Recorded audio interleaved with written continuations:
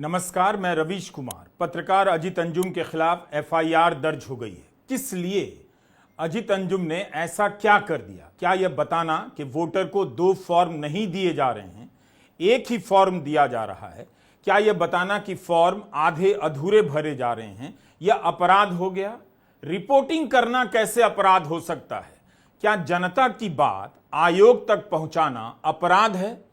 चुनाव आयोग को एक रिपोर्टर द्वारा उठाए गए सवालों पर कार्रवाई करनी चाहिए या रिपोर्टर के खिलाफ ही एफआईआर करा देनी चाहिए? मेरे खिलाफ बेगूसराय जिले में एफआईआर दर्ज हुई है और एफआईआर दर्ज इसलिए की गई है क्योंकि मैंने बेगूसराय में एसआईआर के दौरान बलिया प्रखंड में जिस तरह से आधे अधूरे फॉर्म भरकर जमा हो रहे थे, अपलोड हो रहे थे, उस पर एक स्टोरी की थी, उस पर एक वीडियो किया था और वीडियो अपलोड होते ही मेरे YouTube चैनल पर उस वीडियो के पब्लिश होते ही हंगामा मचा था और उस हंगामे से मुझे यह अंदाजा था, जिस तरह से अफसरों में खलबली थी, मुझे अंदाजा था, आशंका थी कि एफआईआर दर्ज हो सकती है और एफआईआर दर्ज हुई है। एक जमाना था जब चुनाव आयोग इस बात का स्वागत करता था कि मीडिया जमीन से सच्चाई दिखाए, कमियों को दिखाए और उसे फीडबैक की तरह लेता था, अपने आप सुधार करता था। लेकिन लगता है वाकई यह नया आयोग है।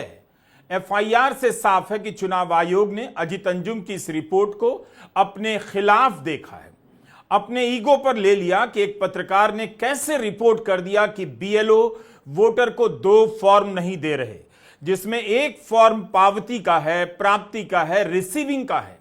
क्या वोटर के अधिकार का उल्लंघन होगा और उसकी रिपोर्टिंग की जाएगी तो एफआईआर होगी? अजीत अंजुम ने ट्वीट कर जानकारी दी है कि मुझे स्थानीय बीडीओ और एसडीओ की तरफ से कॉल करके वीडियो डिलीट करने के लिए कहा गया। मैंने उनकी बात नहीं सुनी और नतीजा सामने है। बिहार में चुनाव आयोग के तौर तरीकों पर 100 सवाल हैं। उन सवालों का जवाब देने के बजाय अब पत्रकारों को डराने की कवायद शुरू हुई है।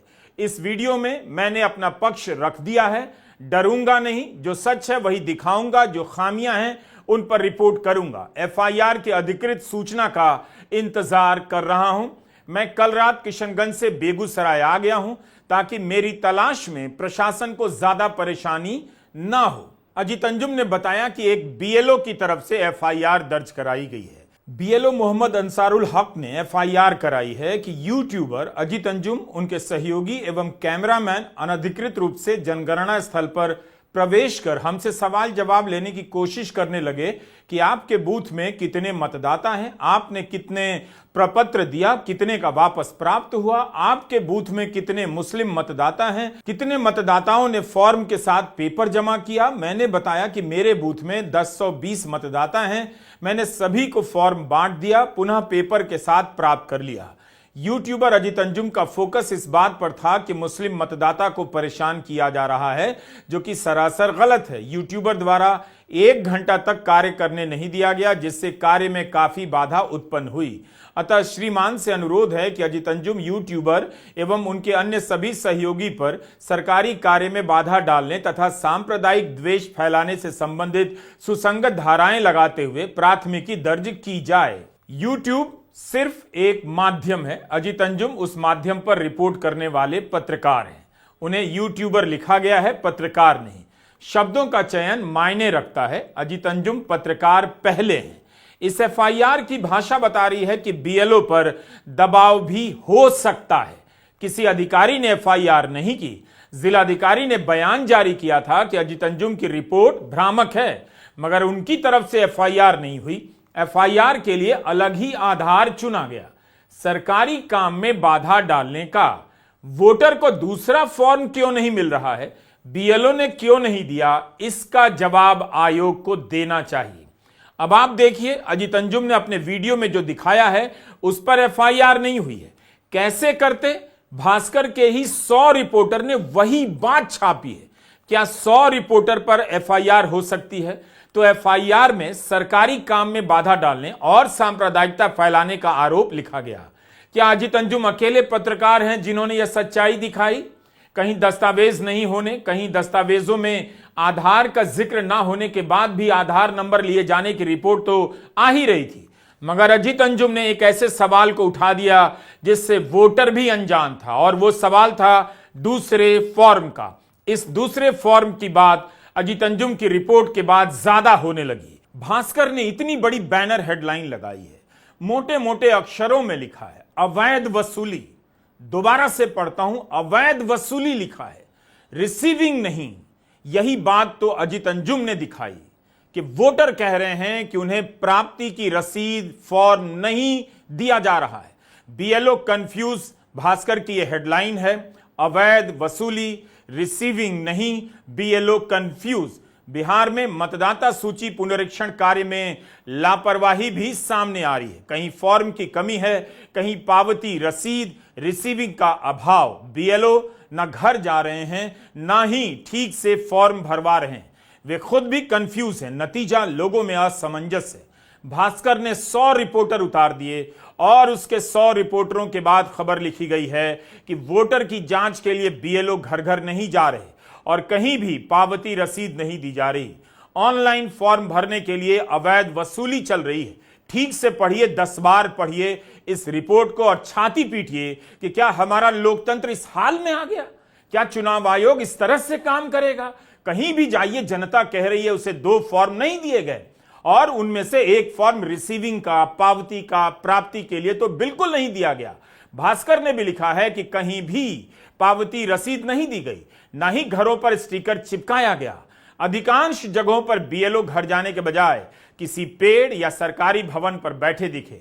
जगह जगह पर मतदाता बोल रहे हैं कि रसीद फॉर्म, पावती प्राप्ति का फॉर्म या अंग्रेजी में रिसीविंग फॉर्म नहीं मिला है। यही बात तो अजीत अंजुम ने अपनी रिपोर्ट में दिखाई थी।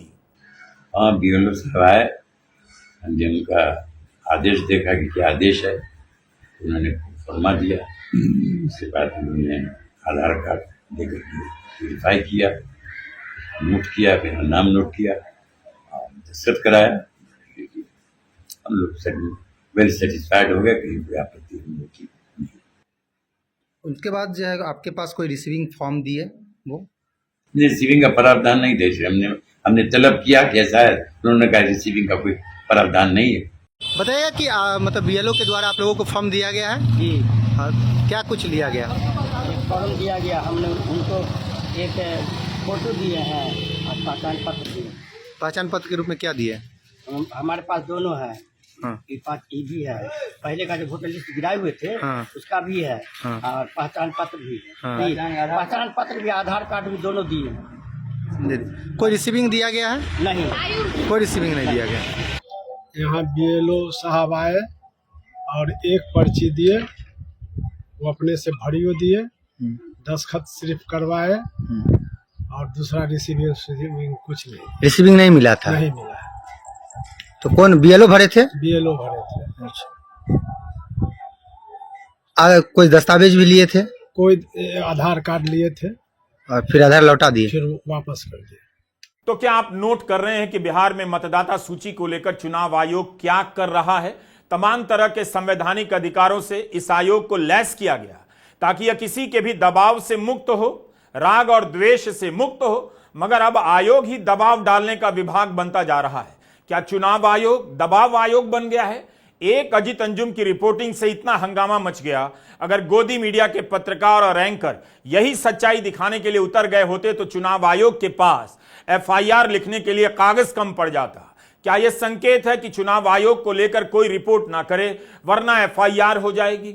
न्यूज 24 के राजीव रंजन सिंह ने भी इसी तरह की सच्चाई अपने कार्यक्रम में दिखा दी तो उनकी रिपोर्ट को भी भ्रामक बताया गया है। राजीव रंजन सिंह बार बार ट्विटर पर पूछ रहे हैं, लिख रहे हैं कि उनका यह वीडियो 6 जुलाई का है, 13 जुलाई को सफाई दी जा रही है। दुनिया का कोई आदमी बता दे कि वीडियो में अफवाह, अधूरी और भ्रामक जानकारी क्या है? अजीत अंजुम का भी यही सवाल है। उनके वीडियो में ऐसा क्या है? बोर्ड पर साफ साफ लिखा है, आप भी जाकर देख सकते हैं किसी भी जिले में, कि बीएलओ 2 फॉर्म देगा, एक फॉर्म भरने के बाद अपने साथ ले जाएगा और एक फॉर्म वोटर के पास छोड़ा जाएगा। क्या सारे वोटर को दूसरा फॉर्म मिला है? अगर एक वोटर को भी नहीं मिला है तो क्या इसकी रिपोर्टिंग करने पर उसे भ्रामक और अधूरी रिपोर्ट कह देंगे? तरह तरह की धाराओं में, तरह तरह के आरोपों में एफआईआर करेंगे? अजीत अंजुम की रिपोर्ट के बाद भी जिलाधिकारी सह निर्वाचन अधिकारी ने इसी तरह की सफाई दी और उनकी रिपोर्ट को भ्रामक बताया।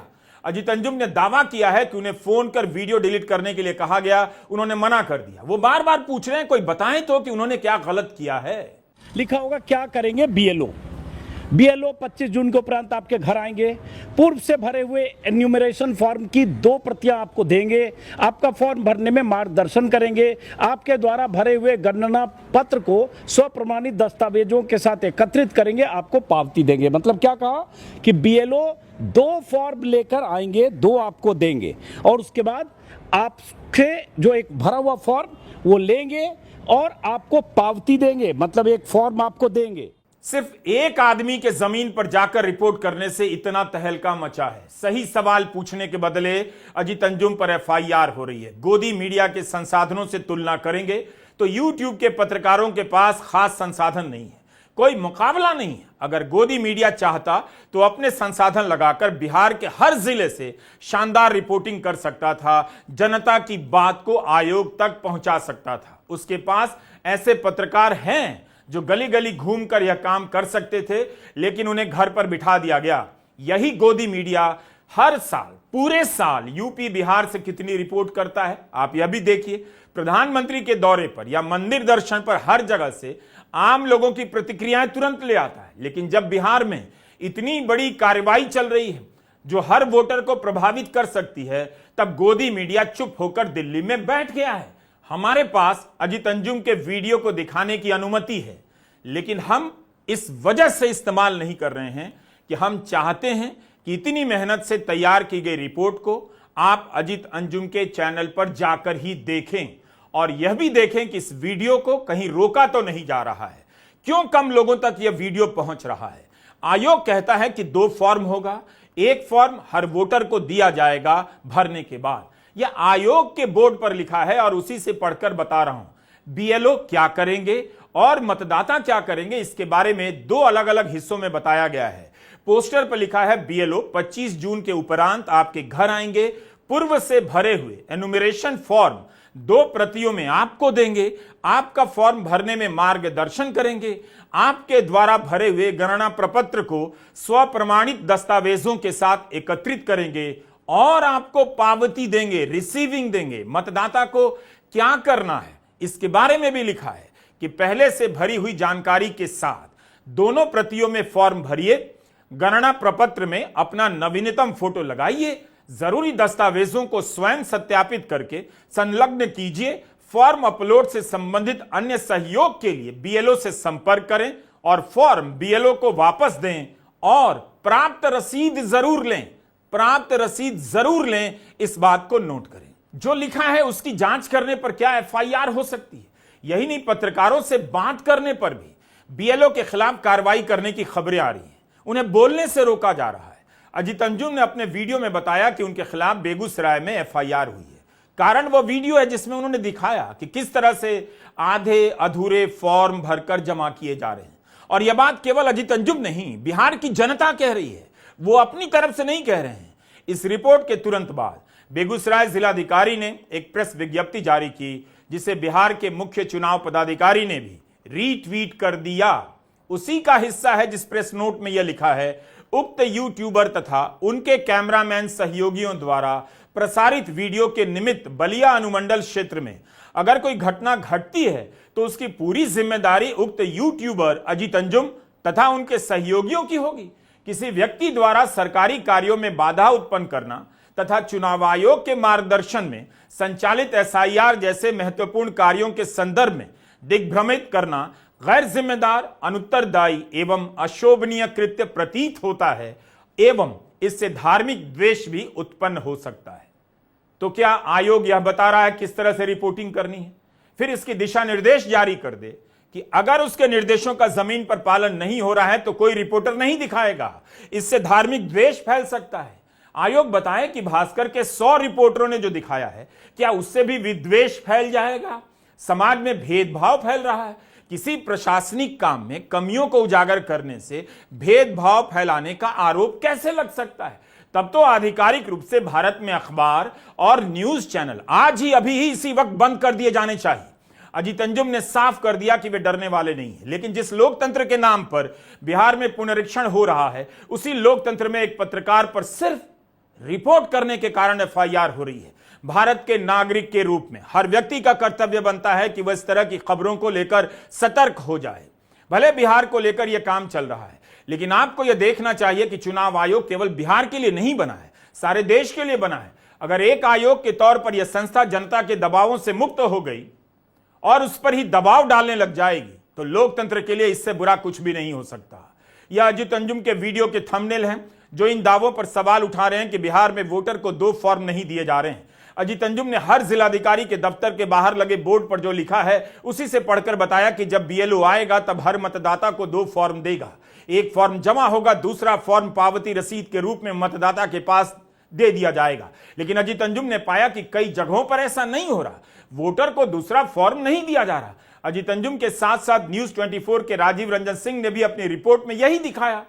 तब अजीत अंजुम का नाम लेकर, राजीव रंजन सिंह का नाम लेकर नोटिस निकालने की क्या जरूरत थी? क्या बीएलओ को 2 फॉर्म दिए गए थे? इसका जवाब दीजिए। नहीं दिए गए तो दे दीजिए। क्या पावती रसीद दी जा रही है? नहीं दी जा रही है तो ठीक कीजिए। एफआईआर क्यों की जा रही है? क्यों कहा जा रहा है कि भ्रामक जानकारी देने की सूचना मिली है? कायदे से चुनाव आयोग को अजीत अंजुम का शुक्रिया अदा करना चाहिए था कि आपने यह बात हमारी जानकारी में लाई है, हम तुरंत एक्शन लेते हैं। लेकिन तरह तरह के आरोप लगा दिए गए और एफआईआर। आप भास्कर की रिपोर्ट पूरी पढ़िए, क्या नहीं है इस रिपोर्ट में? इसकी एक एक लाइन आयोग के दावों पर गंभीर सवाल उठा रही है। सुप्रीम कोर्ट को देखना चाहिए कि अगर आयोग इस तरह से काम कर रहा है तब क्या किया जाए, कैसे उसकी बातों पर भरोसा किया जाए।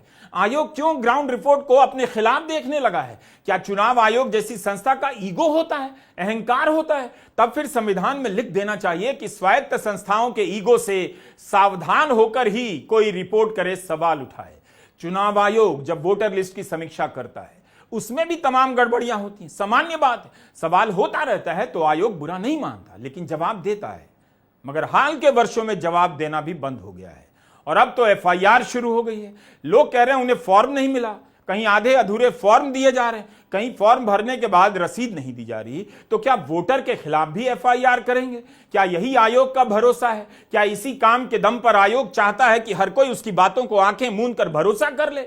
आखिर मुख्य चुनाव आयुक्त प्रेस कॉन्फ्रेंस क्यों नहीं कर रहे हैं? आयोग के ट्विटर हैंडल पर लगातार उनकी तस्वीरें पोस्ट की जा रही हैं। फिर आयोग जानकारी को प्रेस नोट की शक्ल में क्यों जारी कर रहा है? 12 जुलाई की शाम चुनाव आयोग ने एक प्रेस नोट जारी किया और जानकारी दी कि तकरीबन हर वोटर के साथ संपर्क कर लिया गया है।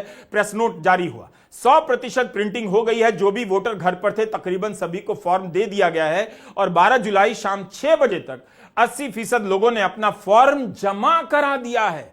यानी हर 5 व्यक्ति में से 4 लोगों का फॉर्म जो है जमा हो चुका है। ये कल के प्रेस कॉन्फ्रेंस में इलेक्शन कमीशन ने हम सब लोगों को सूचित किया है। हम लोग जो बैठे हैं यहाँ पर, अभी तक हम लोगों का नहीं हुआ है कि जब बिहार की आबादी लगभग 4.5 करोड़ बाहर रहती है तो उनका कैसे किया? हम तो सवाल पूछ रहे हैं ना, क्या वो 4.5 करोड़ बिहारी बिहार आए? क्या साधन है? इतनी क्षमता रेलवे में है, हवाई जहाज में है, गाड़ियों में, बसों में आपको ऐसी दिखी है कहीं किसी भी जिला जहां इतनी बड़ी संख्या में लोग आ रहे हो? कोविड के समय मात्र 40 लाख आए थे जब स्पेशल सब कुछ चलाया गया था, तब लोग दिखते थे कि आ रहे हैं, पैदल आ रहे हैं। अभी तो 4.5 करोड़ का सवाल है, 40 लाख का नहीं। आयोग का दावा है कि बिहार के हर 5 वोटर में से 4 ने अपना फॉर्म जमा करवा दिया है। आयोग का यह भी दावा है कि इस गति से काम चलता रहा तो 25 जुलाई से पहले पहले अधिकतर फॉर्म प्राप्त कर लिए जाएंगे। यह भी लिखा है कि चुनाव आयोग की ऐप पर 4 करोड़ 66 लाख फॉर्म अपलोड हो चुके हैं। सुनने में कितना अच्छा लगता है, लेकिन भास्कर की रिपोर्ट के सवालों के सामने ऐसे तमाम दावों पर संदेह हो रहे हैं। कांग्रेस नेता पवन खेड़ा ने डॉक्टर अंबेडकर के एक कथन को ट्वीट किया है। 15 जून 1949 को संविधान सभा की बहस में उन्होंने कहा था, लोकतंत्र में मताधिकार सबसे बुनियादी अधिकार है, इसीलिए किसी भी राज्य में प्रभावशाली वर्ग द्वारा नस्लीय, भाषाई या सांस्कृतिक रूप से भिन्न नागरिकों के साथ अन्याय रोकने के लिए आवश्यक है कि पूरी चुनाव प्रक्रिया केवल केंद्रीय चुनाव आयोग के अधीन हो, ताकि यह सुनिश्चित हो सके कि भारत के किसी भी नागरिक के साथ पक्षपात या अन्याय ना हो। क्या बाबा साहब की इस बात का अक्षरशः पालन किया जा रहा है? एक अखबार अगर 100 रिपोर्टर उतारकर खबर लिख दे कि कहीं फॉर्म ठीक से नहीं भरा जा रहा, रसीद नहीं दी जा रही, तो आयोग को क्या करना चाहिए? क्या उसके लिए डॉक्टर अंबेडकर की यह बात कोई मायने नहीं रखती? आयोग भ्रामक होने का ठप्पा लगाने के बजाय इन कमियों को बिजली की गति से क्यों नहीं ठीक कर रहा है? 20 दिन से अभियान चल रहा है। कहीं ऐसा तो नहीं सच बोल देने के लिए अब बीएलओ को बलि का बकरा बनाया जा रहा है? पहले उन्हें 6,000 रुपए की अतिरिक्त राशि देने का ऐलान किया गया, लेकिन अब बीएलओ ने सच्चाई उगल दी तो खबर छपने लगी है लापरवाही बरतने के आरोप में 35 बीएलओ को अब वेतन रोक दिया गया। क्या बीएलओ को चुप कराने के लिए यह सब किया जा रहा है? बिहार में एक बीएलओ के इस्तीफा देने की भी खबर है। बारसोई के प्रखंड विकास पदाधिकारी ने कटिहार के जिलाधिकारी को 5 पन्ने का पत्र लिखा है, जिसमें उन्होंने कहा है वे अनुमंडल पदाधिकारी महोदय बारसोई द्वारा दी जा रही लगातार मानसिक प्रताड़ना के कारण अपने पद से इस्तीफा दे रहे हैं। आपसे अपील है, आप दर्शकों से अपील है कि ठहर कर और गंभीरता के साथ इस वीडियो को देखिए। यह सिनेमा का कोई सीन नहीं कि आकर्षक बनाने के लिए संगीत ठूंस दूं और फास्ट कट एडिट से आपकी आंखों को छेक लूं। आपके वोट डालने के अधिकार के साथ क्या हो सकता है, इस काम को गंभीरता से सुनना आप सभी का काम है, चाहे आप निवासी किसी भी राज्य के हों। आखिर चुनाव आयोग के किस सूत्र ने यह खबर फैलाई कि बिहार में बीएलओ को नेपाल, बांग्लादेश और म्यांमार के नागरिक बड़ी संख्या में मिल रहे हैं? और उसी के अगले दिन यानी 14 जुलाई को इकोनॉमिक टाइम्स में अनुभूति बिश्नोई की यह रिपोर्ट आईना दिखाने लग जाती है। 10 जुलाई 2019 को चुनाव आयोग की तरफ से कानून मंत्रालय ने भारत की संसद को यह जानकारी दी थी कि पिछले 3 वर्षों में मतदाता सूची में विदेशी नागरिकों के शामिल होने की न के बराबर घटनाएं सामने आई। 2016, 2017, 2019 में ऐसा कोई भी मामला सामने नहीं आया। 2018 में सिर्फ 3 ऐसे मामले सामने आए जहां किसी विदेशी का नाम मतदाता सूची में शामिल हुआ था। ये मामले तेलंगाना, पश्चिम बंगाल और गुजरात के थे। अब आप बताइए 2016, 2017, 2019 में एक भी मामला ऐसा नहीं आया कि मतदाता सूची में विदेशी नागरिक हो। केवल 2018 में 3 मामले आए, केवल 3। फिर वह सूत्र कौन था, किस स्तर का था, जिसने समाचार एजेंसी एएनआई को बताया कि बिहार में बीएलओ ने बड़ी संख्या में नेपाल, बांग्लादेश और म्यांमार के नागरिकों को पाया है? इस खबर को चुनाव आयोग ने भ्रामक, आधी अधूरी रिपोर्ट तो नहीं कहा। बाद में यही खबर हर जगह छपने लग जाती है, चैनलों पर खबरें दौड़ने लगी कि बिहार में विदेशी मिल गए। मगर हमारा सवाल है, चुनाव आयोग सूत्रों के हवाले से क्यों बोल रहा है? क्या मुख्य चुनाव आयुक्त सूत्रों के हवाले से बोल रहे हैं? अगर मुख्य चुनाव आयुक्त सूत्र नहीं है तो फिर आयोग का कौन अधिकारी सूत्र है? क्या दोनों चुनाव आयुक्त सूत्र बनकर खबरें प्लांट कर रहे हैं? अगर ऐसा नहीं, तीनों चुनाव आयुक्त खबरें बनकर प्लांट नहीं कर रहे हैं, तो फिर कौन कर रहा है? एक मिनट, इसका चुनाव आयोग से कोई डॉक्यूमेंट या कोई प्रेस नोट या कोई ऐसी बात आई है, या कि कहां से खबर आई है? सूत्र बताते हैं, हम उस सूत्र को मूत्र समझते हैं। वेस्ट जो होता है ना, ये वो है,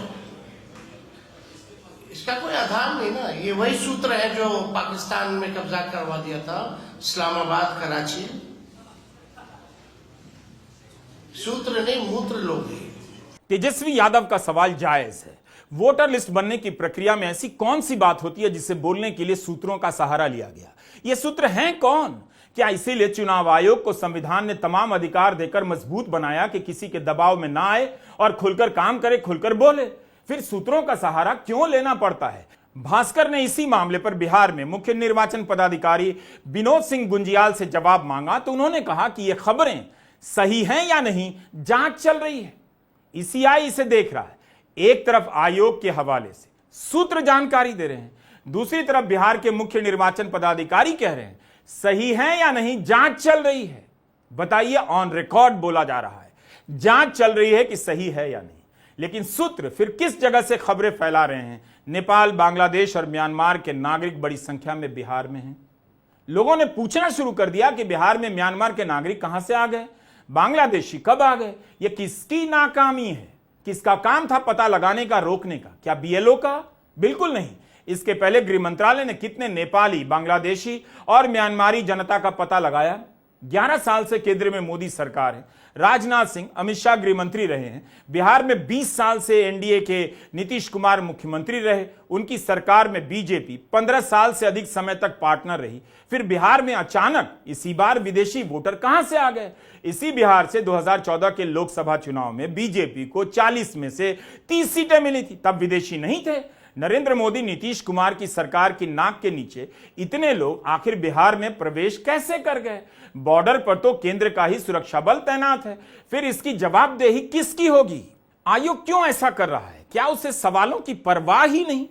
क्या उसे इतना भरोसा हो गया है कि गोदी मीडिया जब कवर नहीं करेगा, जमीन की हालत को पूरी तरह से दबा देगा, तो जनता को कुछ भी पता नहीं चलेगा? आयोग क्यों ऐसा कर रहा है कि भरोसा कमजोर होता जा रहा है और संदेह गहराता जा रहा है? फिर क्यों नोटिस में जमीन की सच्चाई लाने वाले पत्रकारों के नाम लिए जा रहे हैं? क्या तरह तरह के खंडन और नोटिस भेजकर भय का माहौल खड़ा किया जा रहा है ताकि कोई रिपोर्ट ही ना करे? क्यों नहीं बिहार के अखबारों में इन बातों को लेकर 20 दिनों से रिपोर्टिंग हो रही थी? क्यों नहीं हो रही थी? आयोग बताए कि आपने संसद में कहा है कि विदेशी नागरिक नहीं मिले। केवल 2018 में पूरे देश में, वह भी 3 राज्यों में 3 मिले। किस आधार पर अब कह रहे हैं कि इतने नागरिक बिहार में मिल गए? यह किसकी नाकामी है? नेपाल से भारत का मैत्री संबंध है। नेपाल के लोगों के साथ बिहार के लोगों का रोटी बेटी का रिश्ता होता है। अचानक नेपाल के नाम पर विदेशी वोटर होने का भूत खड़ा किया जाने लगा। इसके पहले तो किसी ने इस स्तर पर ऐसी बातें नहीं सुनी थी, ना की थी। किस प्रक्रिया से बीएलओ किसी की पहचान नेपाली, बांग्लादेशी या म्यांमार के नागरिक के रूप में कर रहे हैं, इस बारे में भी कोई बात नहीं लिखी गई है। क्या कपड़ों और भाषा के आधार पर पहचान हो रही है? बस सूत्रों के हवाले से लिखा गया कि बड़ी संख्या में ऐसे लोगों की पहचान हो रही है और पुनरीक्षण में जो भी विदेशी पाया गया उसे आखिरी मतदाता सूची से बाहर कर दिया जाएगा। यह बड़ा सवाल है। बीएलओ कैसे पहचान कर सकता है? किसी की नागरिकता पहचान करने का अधिकार बीएलओ का नहीं है, ना वह इस काम में सक्षम है। आप मत भूलिए, पश्चिम बंगाल के 4 लोगों को महाराष्ट्र से पकड़कर बांग्लादेश छोड़ दिया गया और बाद में उन्हें वापस लाना पड़ा। क्यों? क्योंकि सभी भारतीय निकले। क्या हम ऐसा कुछ होता देखने जा रहे हैं? क्या यह इतनी मामूली बात है? क्यों सूत्रों के हवाले से कहा गया बीएलओ को विदेशी नागरिक मिल रहे हैं तो मतलब पहचान हो रही है कि तुम नागरिक नहीं हो, विदेशी हो। भास्कर ने पहचान शब्द का इस्तेमाल किया है। 24 जून के चुनाव आयोग के आदेश में यह बात लिखी थी, अगर मतदाता पंजीकरण पदाधिकारी बीएलओ को किसी की नागरिकता पर संदेह होता है तो वह उसका नाम मतदाता सूची से हटा सकता है और नागरिकता अधिनियम 1955 के तहत उपयुक्त अधिकारियों को उसका नाम दे सकता है। यानी नागरिकता तय करने का काम आयोग नहीं करेगा, कोई अन्य अधिकारी करेगा। 10 जुलाई को सुप्रीम कोर्ट में हुई सुनवाई में सुप्रीम कोर्ट ने आयोग से साफ साफ कह दिया, अगर आपको मतदाता सूची के गहन पुनरीक्षण के तहत नागरिकता की जांच करनी थी तो आपको यह काम पहले करना चाहिए था, आपने थोड़ी देर कर दी। हमने पहले के वीडियो में सवाल उठाया था कि अधिकारी कौन होगा जो फैसला करेगा कि नागरिकता किसकी है, किस जगह की है। मगर अब चुनाव आयोग के अपने ही सूत्र मीडिया में खबर दे रहे हैं और मीडिया सुप्रीम कोर्ट की बातों को याद नहीं दिला रहा, गायब कर दे रहा है। केवल आयोग के सूत्रों की बातों को आगे बढ़ाता है। खबर देता है कि आयोग के बीएलओ को अवैध प्रवासी मिले हैं और उनका नाम मतदाता सूची से काट दिया जाएगा। यूं ही काट दिया जाएगा? क्या अपील के लिए अब वक्त नहीं दिया जाएगा? तो क्या चुनाव आयोग अपने ही आदेश के खिलाफ जाकर लोगों की नागरिकता के बारे में पुष्टि कर रहा है? हमने मीडिया की रिपोर्ट में बार बार देखा है और आपको बताया भी है कि किसी की नागरिकता साबित करने की प्रक्रियाएं बहुत जटिल होती हैं, काफी समय लगता है। असम के एनआरसी की प्रक्रिया में कई वर्षों के बाद भी यह काम पूरा नहीं हो सका। भारत सरकार नागरिकता का कोई एक प्रमाण पत्र जारी नहीं करती है, कई प्रकार के वेरिफिकेशन से ही यह साबित हो पाता है। फिर बिहार के बीएलओ 4 हफ्ते से भी कम समय में इस निष्कर्ष पर कैसे पहुंच रहे हैं कि कौन विदेशी है? वोटर लिस्ट की जब जब समीक्षा होती है तब बड़ी संख्या में नाम काटे जाते हैं, लेकिन उनका आधार अलग होता है। वोटर की मृत्यु हो जाने पर, निवास स्थान बदल जाने पर या फिर दूसरे क्षेत्र का वोटर बन जाने पर। लेकिन बिहार में अभी साबित नहीं हुआ कौन विदेशी है, लेकिन विदेशी होने का भूत खड़ा कर दिया गया। अचानक विदेशी कैसे आए? 2016, 17, 19 में तो नहीं मिले थे। अगर अब पता चल रहा है तो इसकी जवाबदेही किसकी है? 14 जुलाई के इकोनॉमिक टाइम्स में अनुभूति बिश्नोई की रिपोर्ट में एक अनाम पूर्व मुख्य चुनाव आयुक्त का बयान छपा है। अगर किसी राज्य में किसी विदेशी के होने की खबर मिलती है तो मतदाता पंजीकरण पदाधिकारी BLO कार्रवाई करते हैं, जांच करते हैं। ऐसे लोगों का एपिक कार्ड भी जब्त कर लिया जाता है। अनाम पूर्व मुख्य चुनाव आयुक्त का बयान यह भी छपा है कि अलग अलग प्रकार के मतदाता रिवीजन में नागरिकता के आधार पर सामने आने वाली शिकायतें बहुत ही कम होती हैं, सिर्फ 1 या 2 व्यक्तियों को लेकर ही होती हैं। कभी भी हमें ऐसी जानकारी नहीं मिली कि बड़ी संख्या में विदेशियों का नाम मतदाता सूची में शामिल हुआ है। क्या माहौल बनाने के लिए विदेशी का भूत खड़ा किया जा रहा है? सवाल है कि बिहार के वोटर को 2 फॉर्म नहीं दिए जा रहे हैं। कई जगहों पर वोटर कह रहे हैं रिसीविंग पावती प्राप्ति रसीद के रूप में दूसरा फॉर्म नहीं दिया जा रहा है। क्या इन बातों से ध्यान हटाकर बहस को दूसरी दिशा में ले जाने का प्रयास हो रहा है? बिहार से 30 सीटें एनडीए की सरकार में शामिल हैं। इनमें 12 बीजेपी की, 12 जदयू की हैं। अगर इन 30 सीटों पर अवैध प्रवासियों ने वोट डाले हैं तो क्या इनके चुनावी नतीजों को मान्यता मिलनी चाहिए? अगर इन 30 सीटों को एनडीए की गिनती से हटा दिया जाए तो सरकार का वजूद खतरे में पड़ सकता है। अजीत अंजुम के खिलाफ एफआईआर दुर्भाग्यपूर्ण घटना है। एक पत्रकार को मुकदमे में फंसाए रखने के लिए यह सब किया जा रहा है। जो पत्रकार दिन रात गोदी चैनलों पर बैठकर नफरत फैलाते हैं, जिन्हें अदालत ने, ब्रॉडकास्टर्स की नियामक संस्था ने नफरत फैलाने का दोषी पाया है, दंड दिया है, जुर्माना लगाया है, एक बार नहीं कई बार उन चैनलों और उनके गोदी एंकरों के खिलाफ कोई कार्रवाई नहीं हुई, लेकिन अजीत अंजुम के खिलाफ यह आरोप लगा दिया गया। बहुत अफसोस की बात है, बिहार की जनता साक्षर नहीं है, सक्षम नहीं है। बड़ी आबादी ऐसी खबरों की बारीकी को नहीं जान पाती है। उसका फायदा इस तरह से नहीं उठाया जाना चाहिए कि जनता को पता ना चले कि वोट देने के अधिकार के साथ कहीं धोखा तो नहीं हो रहा। यह हर वोटर के अधिकार का सवाल है। इसकी प्रक्रिया तमाम सवालों और संदेहों से ऊपर होनी चाहिए। आखिर इस मुद्दे पर लोग आलसी कैसे हो सकते हैं? उन्हें क्यों नहीं लग रहा है कि यह बेहद गंभीर मसला है? नमस्कार, मैं रवीश कुमार।